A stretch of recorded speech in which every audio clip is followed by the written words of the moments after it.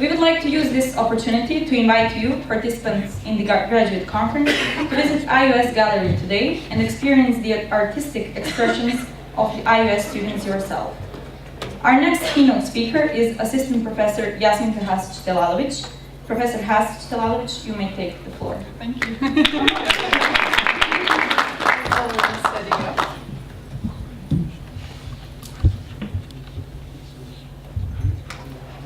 Let me just make sure technology is working.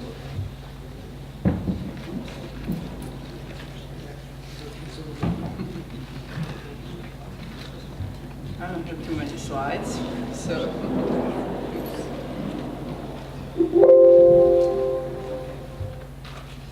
Okay, so maybe I can start off with a bit of a commentary to Kenan's presentation. It's really in line to what I'm going to say, and we did not spend any time exchanging our ideas, but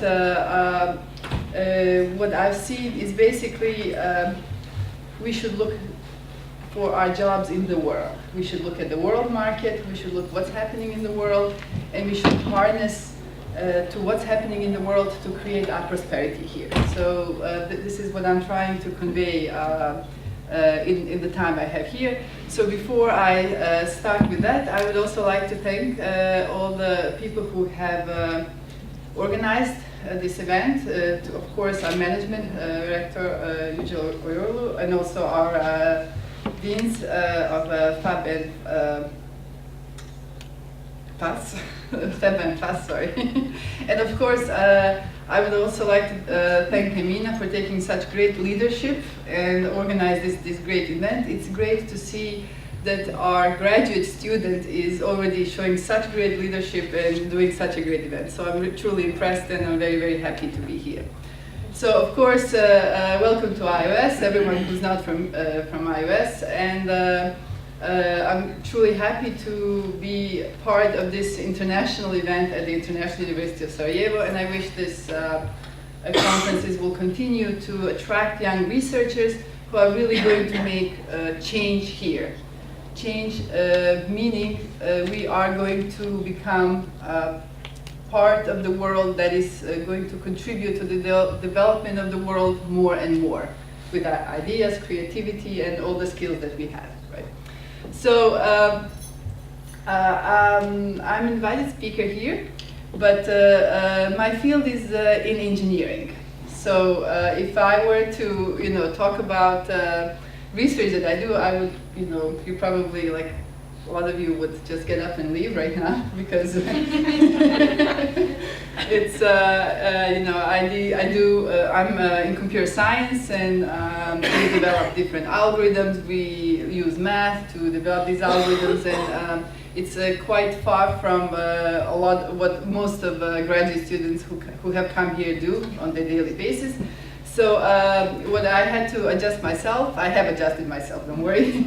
So I am going to look at a bit more at what I can tell you, about my work, but from the social point of view. And yeah, basically. But you are doing creative job also. Yes, yes, so trying to, yes. Well, that's what Kenan was saying. He was talking about the video games industry, and it's truly a interdisciplinary because it starts with actually programming the video game. So this is my part of work, right? But then there is a great need, of course, to make this game attractive. This is where the visual creative industries come in. But there's also something that is, this is all super hard work and all great, it's essential to create a video game, but actually, what decides whether a video game will make it or not, it's actually storytelling.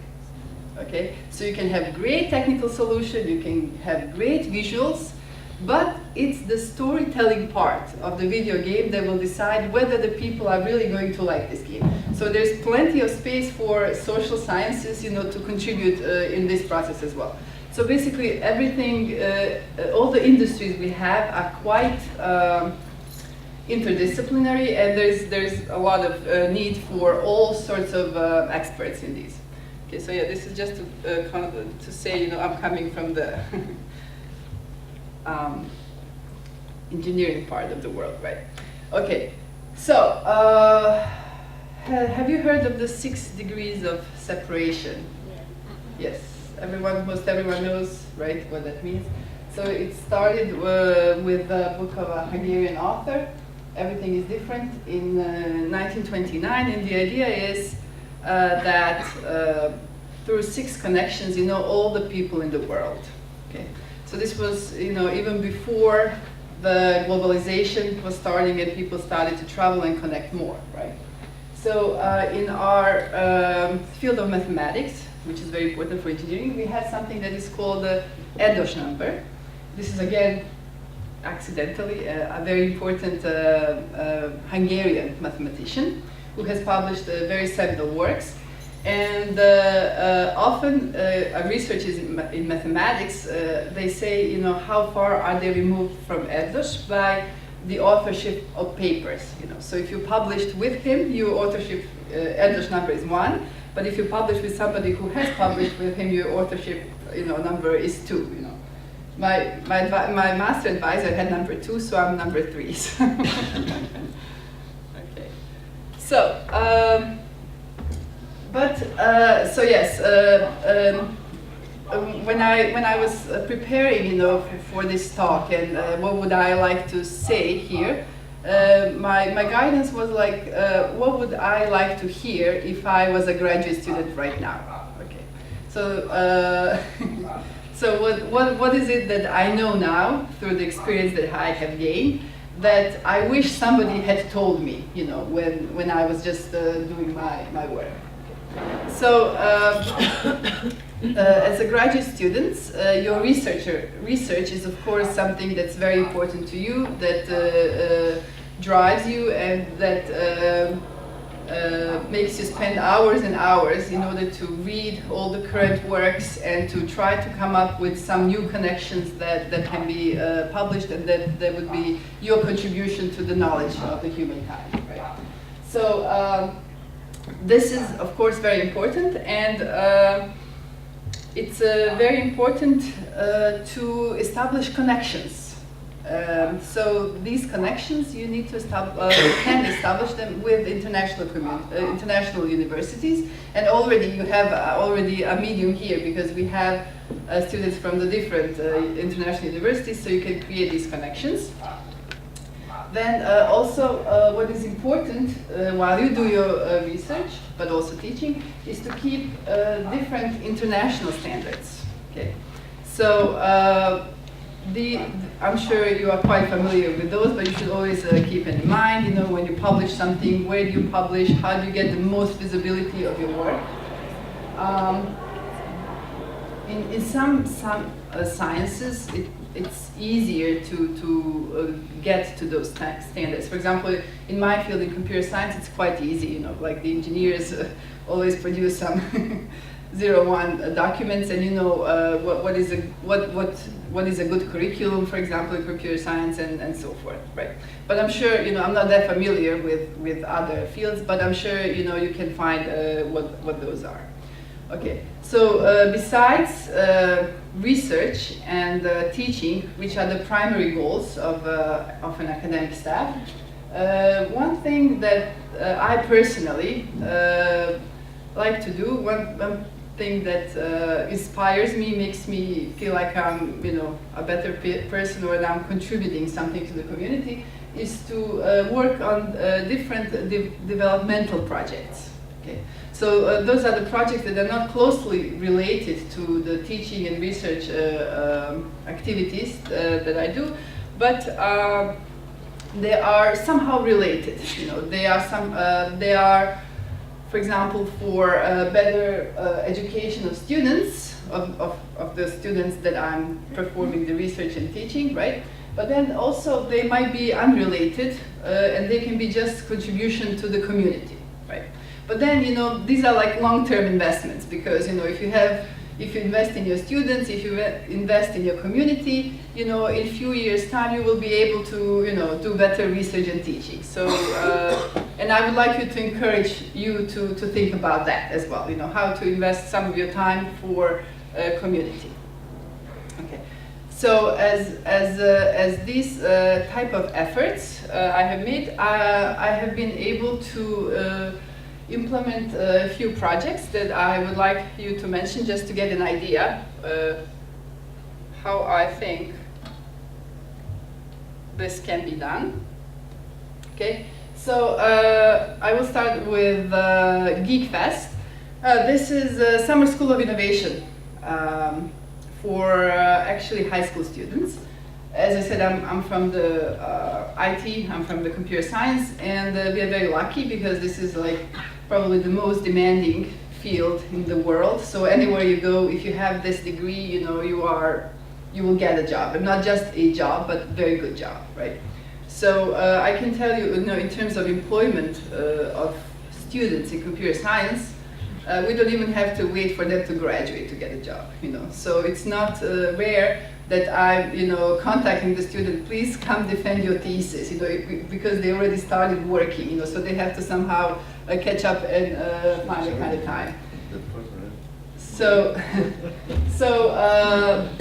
but the problem that the whole, and this is again thinking, globally. So these students are not working on projects, on IT projects in Bosnia, even though most of them get jobs in Bosnia, but they are working on projects that are implemented for companies, mostly in the developed world, in Western Europe and the US. Okay. So basically, when you think, about education, it's not just about what happens in your country, it's about what happens in the world, what is it that the world needs, right? And the idea here is we do not have, basically, the industry could even employ more of the computer science people, but the interest is not that big, right? So the students do not, the young people do not realize how attractive of a field that is. And so the aim of this project, Summer School of Innovation, is for students, high school students, so they would realize, this is a very good, career they can pursue for their university studies. We have organized it for 3 years in a row, and it was very good. We managed to get students from all over Bosnia. For some of the students, it was the first time they came to Sarajevo, so it was also an achievement from that social point of view. So it's something that I really like, one project I really like. Okay, then the other project is partnership with USAID. The project, USAID project is called Partnership for Innovation, and it's a project to actually help to address the problems in the IT sector in Bosnia and Herzegovina. And one of the main problems is more people, not enough people. So encourage students to do this, but also something that also Kenna has mentioned, connection with the industry. Often we have students who get degrees, but they are not quite sure how to apply the knowledge in the industry.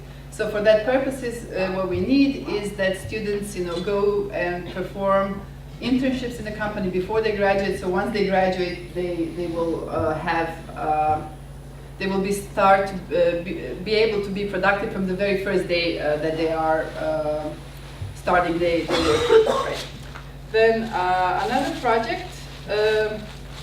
This project was supported by the delegation of the European Union in Bosnia and Herzegovina, and it was again to address the high unemployment rates, but it was through the creation of level 5 education. So level 5 education is the education between the secondary and university level education. So the idea is we have developed one program, five level program. It was programming on CNC machines for woodworking industry. And the idea was, and the industry, you know, we have very good woodworking industry, and they need this kind of people, but we don't have these skills. So basically, this is another project that tries to get the education sector and the industry sector together to address the high unemployment rates. Right? And then there are a couple of projects. So these first three ones are my kind of contribution development projects, like how I'm hoping I'm helping the community. And this one is actually related to my research. So my research is in the field of high dynamic range. And the European Union has a number of programs to support research. Okay. So how many of you have maybe of graduate students have applied to some of these programs or participated in some of these programs? EU programs, anybody? Okay. So there are very many opportunities that you can do. So I can tell you example of this particular project that's related to my field. It is a project within, it's called the Cost Action Project. And every year there are a number of cost actions that are approved and supported by the EU. And the idea is to get researchers from all the countries in Europe to work on one particular theme within science. Okay. And you know, usually what happens is you have two representatives in the management committee from each country. And then the management committee meets and discusses how to perform this research, how to verify this research. But then what's important for graduate students, within each of these cost actions, they are obliged to organize so-called training schools. And they're also obliged to organize something that's called STSM, which is a short-term scientific mission. Okay. And these are with the aim to attract graduate students, young researchers. That's how they are called, actually. That's the terminology. And basically, through these STSMs and training schools, what you can do, you can apply to them. You can basically be part of this community that is basically uniting the whole Europe on this particular scientific field. And there is no restrictions. There are technical research topics, there are social research topics. So what I really encourage you to do, to type in cost action, and you will get to the EU websites. You can analyze, what do they have, what kind of actions do they have, see whether the title is related to your particular topic, and then what you can do, you can go to the website and see when do they have training schools, when do they have these short-term scientific missions, and what you can do, you can use them to connect with other universities in Europe and do your research. Okay. I'm also part of another cost action. It's gender, science, technology, and environment, and which is actually addressing the issues of gender, right? So we have some issues with gender in higher education. So, for example, when you look at the numbers, at the undergraduate level, we have a very good female representation, and we have, some of the females are very good students, and so forth. But then when you move on to the higher levels, on the assistant levels, the ratio is better, but then the ratio drops on assistant professor level, associate and full professor, and then when it comes to management, it's not very balanced. So basically, what the European Union is doing is addressing this issue strategically, and we are, Bosnia is also included in this part, and there's a big project actually coming up on these issues. IUS is going to be part of it. Okay. So that's big. I don't know. Any questions about these projects? You're social people. You should have questions. You should talk more than me.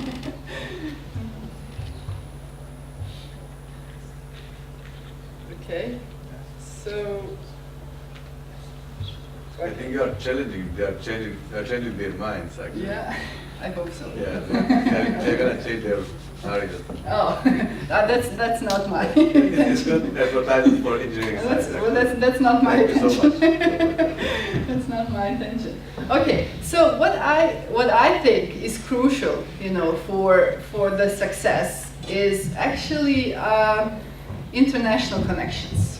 Okay, but to be able to create those, you need to travel.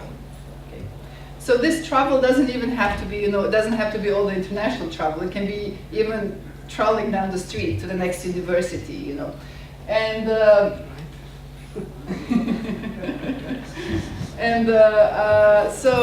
Because, you know, I don't know, for me it works very well. You know, whenever I go somewhere, I just get refreshed, I get new ideas, you know, I see what I'm doing from another perspective, you know, I'm saying, oh, that was all wrong, you know, I should approach it in a different way. And I think, you know, these exchanges and visiting other institutions, talking to other people is something that is very, very important. I already mentioned, you know, you can have these opportunities within these cost action programs, but also we have other special programs which are designed to encourage just that, right? So we have within the EU, there is the Erasmus Plus program. We just learned about new Erasmus Plus that university has signed yesterday with the Met University in Turkey, right? And so this is very good opportunity for students at all levels. So undergraduate students can travel, graduate students, professors can travel, and so forth, and gain new experiences, new perspectives, and something, for example, engineering that is good for us. We don't always have all the equipment to, you know, perform research, but you know, if you go to some good university that has lots of equipment, you know, you can use this travel to perform, to do more advanced experiments and so forth, right? Then there is also equivalent of Erasmus Plus, I would say, the Mevlana program, which is supported by the Turkey, and it's been very successful at this university. We have a number of students and faculty that travel to universities in Turkey, either spend a semester there if they're studying, or a couple weeks if they are professors, and exchange the experiences and get new perspectives and come up with other things that we can do to improve our community, right? Okay, and then I left this, I don't have as visual slides as Kenan, which is good, I guess. So I just wanted to leave this as my old slide. So, and I want you to leave you with the idea to think globally. Think about not, you know, what is needed in my close environment, but what is needed in the world, and how I can contribute to this, because this will just allow you to make a bigger impact, right? And then in order to be able to do that, you first of all need to understand the world. So you need to have some facts of the world, right? So these are just some basic facts, you know, but of course, in order to understand it, it needs a bit of a deeper study, right? And this is something that social sciences are needed for, right? Okay, so I don't have too much else to say unless you want to ask some questions or. Okay, thank you very much.